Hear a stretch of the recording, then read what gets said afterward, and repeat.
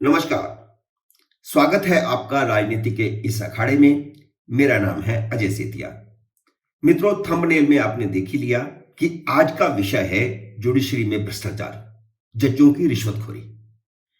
Supreme court ने 1993 में collegium system लागू करके जजों की नियुक्ति और उन पर कार्रवाई, उनकी बर्खास्तगी भी अपने हाथ में ले ली थी। तब नरसिम्हा राव सरकार इतनी कमजोर थी कि कुछ नहीं कर पाई। सुप्रीम कोर्ट ने यह मनमानी इसलिए की थी ताकि जजों की नियुक्ति में सरकार का दखल खत्म हो जाए, लेकिन नतीजा यह निकला है कि न्यायपालिका में भाई भतीजावाद का, भ्रष्टाचार का बोलबाला हो गया।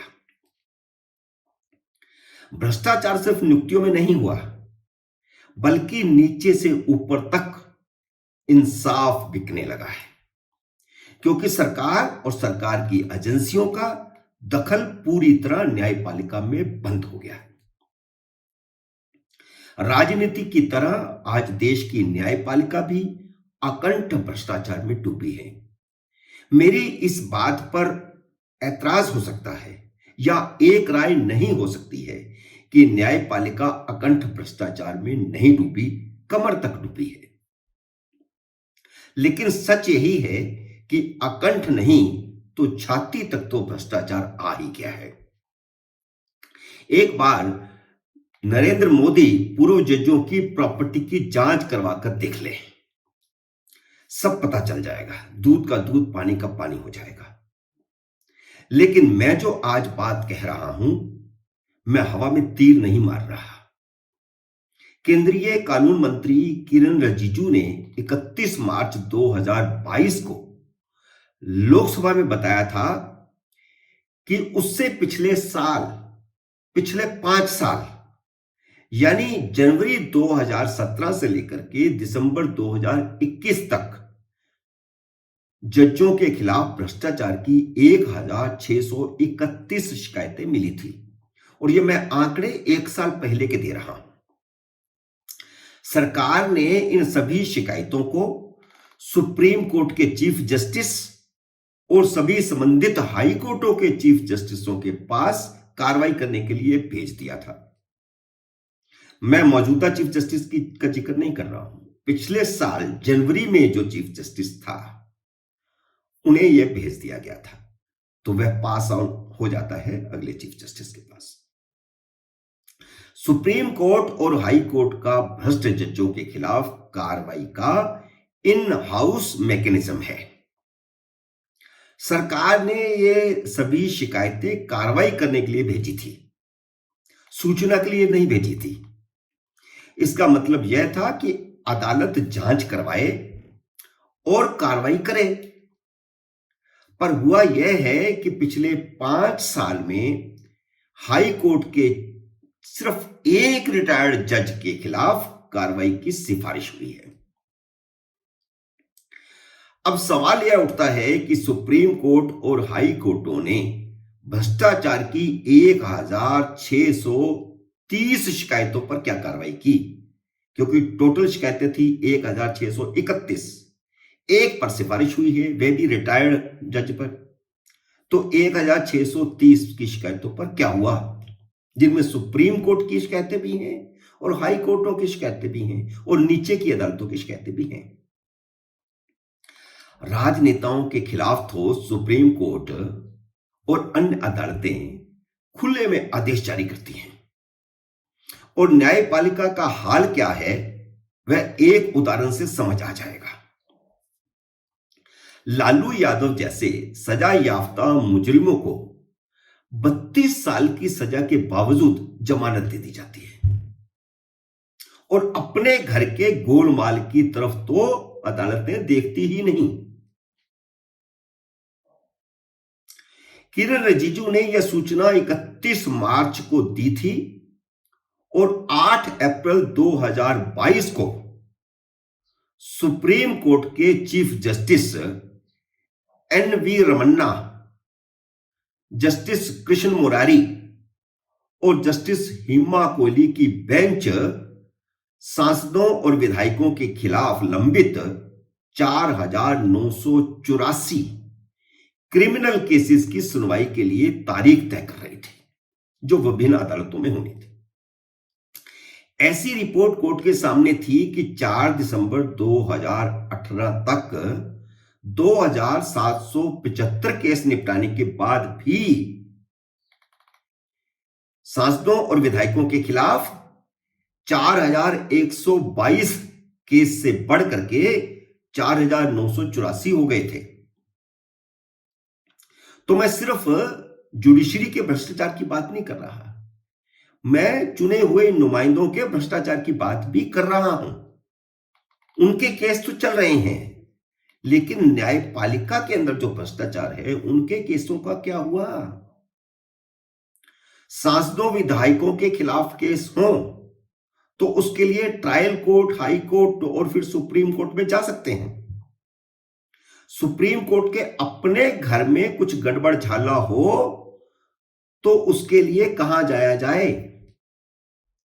जजों के भ्रष्टाचार पर मीडिया लिख नहीं सकता, लिख दे तो सीधा जेल भेजने के आदेश हो जाएंगे। मुझे 80 के दशक का एक किस्सा याद आता है।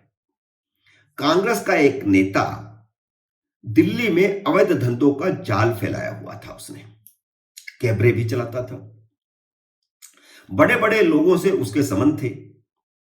होली के मौके पर उसने अपने फार्म हाउस में एक आलीशान पार्टी रखी, जहां एक से एक बड़ा लीडर मौजूद था, उद्योगपति मौजूद थे और जज भी मौजूद था। वहां पर एक टब बना करके उसमें शराब भर दी गई थी और बार बालाएं मौजूद थी जो वीवीआईपी को जाम थमा रही थी। उस पार्टी में जो एक जज मौजूद था उसके बारे में 2 अखबारों में खबर छप गई, नाम छप गया। मामला तुरंत कोर्ट में चला गया और खबर लिखने वाले पत्रकार उमेश लखनपाल को तलब कर लिया गया था। एक दूसरे अखबार के पत्रकार को भी तलब कर लिया गया था, उसका नाम मुझे आज याद नहीं है, लेकिन उमेश लखनपाल जो पंजाब केसरी के रिपोर्टर थे, क्राइम रिपोर्टर, उन्हें तलब कर लिया गया था।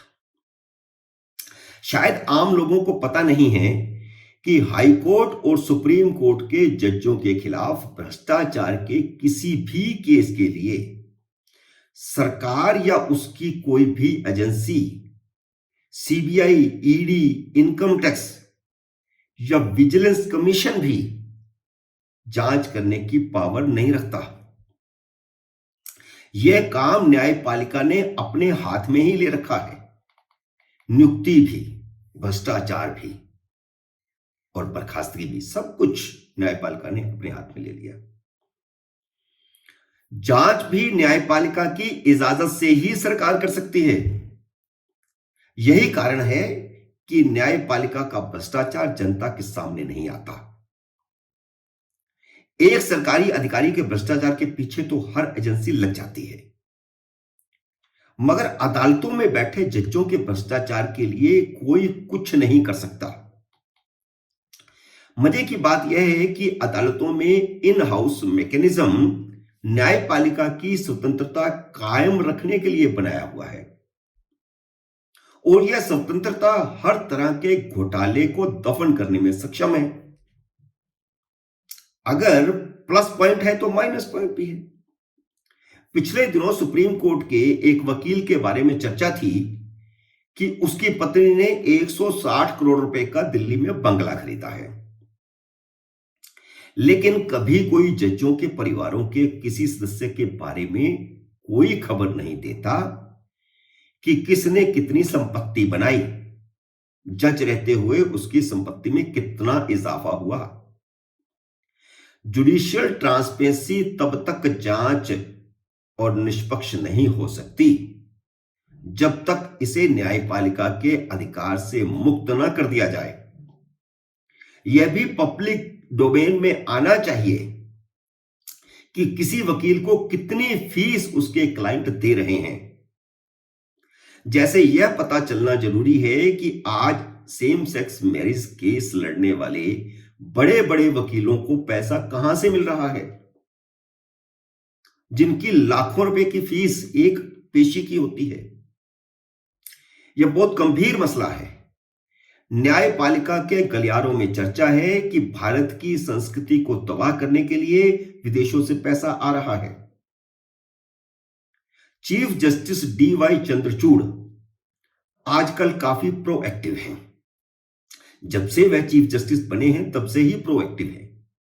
वह अदालत में भी बहुत ज्यादा एक्टिव हैं। किसी भी वकील को डांट देते हैं। अदालत से बाहर भी बहुत एक्टिव हैं। हर रोज कहीं ना कहीं उनका भाषण हो रहा है। उन्हें सर्वज्ञानी भी कहा जाने लगा है। ये चर्चा है, मीडिया में भी चर्चा है और मीडिया के बाहर भी चर्चा है। अदालतों में भी ये चर्चा चल रही है कि ऐसा सर्वज्ञानी चीफ जस्टिस पहले कभी नहीं मिला। तो क्या उन्हें केंद्र सरकार से जजों के खिलाफ मिली भ्रष्टाचार की शिकायतों पर अब तक की गई कार्रवाई का एक श्वेत पत्र जारी नहीं करना चाहिए? रखे मैं देश के सामने कि केंद्र सरकार जो शिकायतें उनको भेजती है उस पर हाई कोर्ट और सुप्रीम कोर्ट ने क्या कार्रवाई करी है अब तक, उसके बारे में एक श्वेत पत्र हो जिसमें सारा ब्यौरा हो। आज इतना ही।